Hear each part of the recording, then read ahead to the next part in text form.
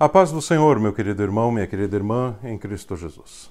Gostaria de falar sobre princípios de morte e ressurreição. Em João 12, 24 e 25 está escrito: em verdade vos digo, se o grão de trigo caindo na terra não morrer, fica ele só, mas se morrer, produz muito fruto. Quem ama a sua vida perde-a, mas aquele que odeia a sua vida neste mundo, preservá-la para a vida eterna. A W. Tozer escreve: sem fazer-se anunciar e quase despercebida, uma nova cruz introduziu-se nos círculos evangélicos dos tempos modernos. Ela se parece com a velha cruz, mas é diferente. As semelhanças são superficiais, as diferenças fundamentais. Este novo evangelismo emprega a mesma linguagem que o velho, mas o seu conteúdo não é o mesmo e a sua ênfase difere da anterior. A velha cruz não fazia aliança com o mundo. Para a carne orgulhosa de Adão, ela significava o fim da jornada, executando a sentença imposta pela lei do Sinai. A nova cruz não se opõe à raça humana, pelo contrário, é sua amiga íntima e, se compreendemos bem, considera uma fonte de divertimento e gozo inocente. Ela deixa Adão viver sem qualquer interferência. Sua motivação na vida não se modifica, ela continua vivendo para seu próprio prazer, só que agora se deleita em entoar coros e assistir filmes religiosos em lugar de cantar canções obscenas e tomar bebidas fortes. A nova cruz encoraja uma abordagem evangelística nova e por completo diferente. O evangelista não exige a renúncia da velha vida antes que a nova possa ser recebida. Ele não prega contrastes, mas semelhanças. Busca a chave para o interesse do público, mostrando que o cristianismo não faz exigências desagradáveis, mas, pelo contrário, oferece a mesma coisa que o mundo, somente num plano superior. A nova cruz não mata o pecador, mas dá-lhe nova direção. Ela o faz engrenar num modo de vida mais limpo e agradável, resguardando o seu respeito próprio. A filosofia por trás disso pode ser sincera, mas sua sinceridade não impede que seja falsa. É falsa por ser cega, interpretando erradamente todo o significado da cruz. A velha cruz é um símbolo de morte. Ela representa o fim repentino e violento de um ser humano. O homem na época romana que tomou a sua cruz e seguiu pela estrada já se despedira de seus amigos. Ele não mais voltaria, estaria indo para o seu fim. A cruz não fazia acordos, não modificava nem poupava nada. Ela acabava completamente e com o homem de uma vez por todas. Não tentava manter bons termos com sua vítima.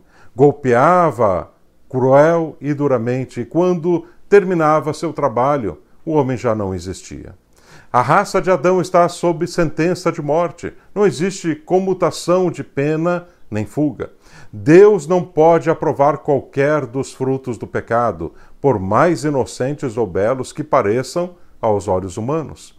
Deus resgata o indivíduo, liquidando-o e depois ressuscitando em novidade de vida. O evangelismo que traça paralelos amigáveis entre os caminhos de Deus e os do homem é falso em relação à Bíblia e cruel para a alma de seus ouvintes. A fé manifestada por Cristo não tem paralelo humano. Ela divide o mundo. Ao nos aproximarmos de Cristo, não elevamos nossa vida a um plano mais alto, mas a deixamos na cruz. A semente de trigo deve cair do solo e morrer. Deus oferece vida, embora não se trate de um aperfeiçoamento da velha vida. A vida por ele oferecida é um resultado da morte. Ela permanece sempre do outro lado da cruz. Quem quiser possuí-la deve passar pelo castigo. É preciso que repudie a si mesmo e concorde com a justa sentença de Deus contra ele. A cruz que terminou a vida terrena de Jesus põe agora um fim no pecador e o poder que levantou Cristo dentre os mortos agora o levanta para uma nova vida com Cristo. Em Tiago 2, 2-5 diz o seguinte: se portanto entrar na vossa sinagoga algum homem com anéis de ouro nos dedos, em trajes de luxo, e entrar também algum pobre andrajoso, e tratardes com deferência os que têm os trajes de luxo, e lhes disserdes: tu assenta-te aqui em um lugar de honra, e disserdes ao pobre: tu fica ali, em pé, ou assenta-se aqui embaixo do estrado dos meus pés, não fizeste distinção entre vós mesmos e não vos tornastes juízes, tomados de perversos pensamentos? Pessoas que agem assim por interesse não foram mortos pela cruz. Paulo disse em Gálatas 6,14, eu estou crucificado para o mundo. Não me glorio na religião, nem na denominação, mas na cruz. A cruz não é obrigatória. Você assume de forma voluntária. Jesus disse, se alguém quiser vir após mim, tome a sua cruz. Se deseja seguir a Cristo, tome a cruz. Se não quiser tomar a cruz, não pode seguir. É você que decide. Aqui separa você de uma pessoa com Cristo ou de uma pessoa que tem uma vida medíocre. As cruzes podem ser parecidas, mas nunca haverá uma cruz idêntica. Cada um tem a sua cruz. Cada um vai morrer na sua cruz. A cruz era usada como instrumento de morte. Quando a pessoa colocava mesmo nos seus ombros, as pessoas sabiam que ele tinha acabado com a sua vida e que aquela cruz acabaria com a sua vida. Jesus disse, o grão de trigo precisa morrer. Esse é o princípio de morte e ressurreição. Só vai experimentar as grandezas de Deus se passar pela morte da cruz, espiritualmente falando. Você vai precisar morrer para as coisas deste mundo, para então nascer para as coisas de Deus. Deixa eu te contar um testemunho. Anos atrás, um casal de missionários foram sepultados no Egito. Eles tinham sido capturados e os seus algozes antes disseram, neguem a Jesus e libertaremos vocês. As covas estavam prontas na sua frente e o casal disse, nós não podemos negar a Jesus. Os algozes perguntaram por quê e eles então disseram, porque Jesus nos salvou, ele nos libertou do pecado, nós vamos morrer por ele. Então aqueles homens mataram toda a família naquele dia. Agora deixa eu te fazer uma pergunta, até que ponto vai a sua fé? Até que ponto vai o seu cristianismo? Até que ponto você confia no Senhor? Estamos cheios de igrejas de cristãos, só de nome, mas que nunca morreram na cruz. Suas vidas nunca foram transformadas. São cristãos sem frutos, pastores sem frutos, ministérios sem frutos, membros de igrejas, tudo sem fruto, porque nunca morreram. Só depois da morte na cruz haverá ressurreição e haverá frutos. Não existe vida com Deus sem passar pela missão da cruz, em matar você. Sem morrer, jamais vai entender as coisas de Deus. Jesus disse a Nicodemos, você precisa nascer de novo, Nicodemos. Essa vida que você tem precisa terminar. Tem de haver uma transformação, não um recomeço. Jesus não modifica, ele transforma você por completo. Ele o faz em uma nova criatura. Se alguém está em Cristo, é nova criatura, escreveu Paulo. As coisas velhas passaram, eis que tudo se fez novo. A primeira coisa que acontece quando alguém nasce de novo é ir para longe do sepulcro, porque ele quer uma nova vida. E você tem uma nova vida e quer viver essa nova vida. E irá viver em novidade de vida, como diz Paulo aos Romanos 6,14. Pois fomos sepultados com ele na morte pelo batismo, para que, como Cristo foi ressuscitado dentre os mortos pela glória de Deus Pai, assim também andemos nós em novidade de vida. Há muitos anos atrás, aqui nos Estados Unidos, um jovem havia se formado em Harvard, era um jovem que falava diversos idiomas, e ele se converteu ao Senhor. Deus o chamou então para pregar, e disse para ele ir para a África para pregar o Evangelho. O professor dele disse que aquilo era um absurdo. O pastor disse que ele jamais deveria fazer, que ele tinha muitos dons, muito talento, Deus tinha preparado ele em uma das melhores faculdades do mundo e que ele deveria pregar o Evangelho na América ou em outro local.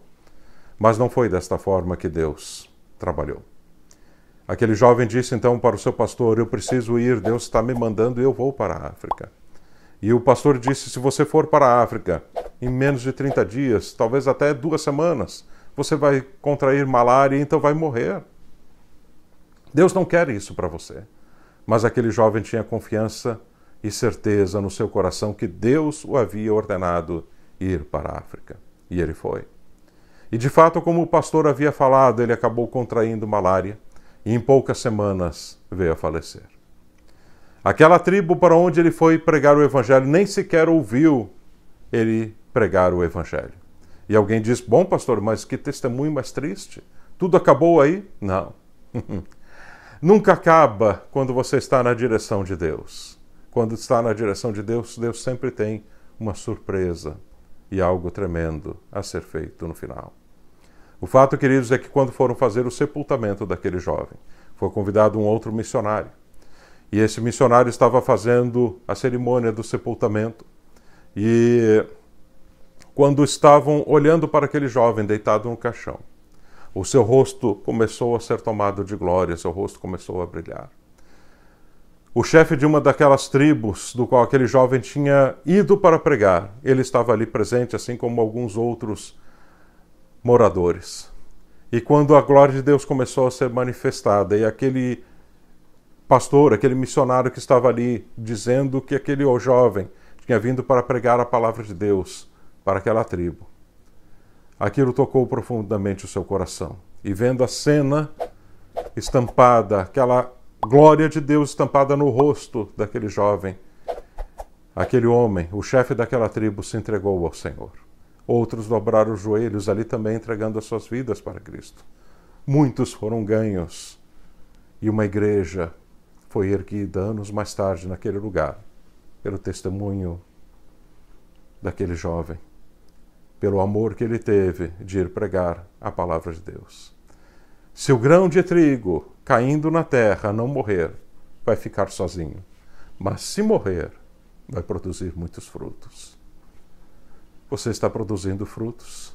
Você está disposto a dar a sua vida para o Senhor? Você está disposto a levar a cruz, seja o preço que for pago? Você está disposto a levar a tua cruz até o final? Pense sobre isso. Que Deus te abençoe.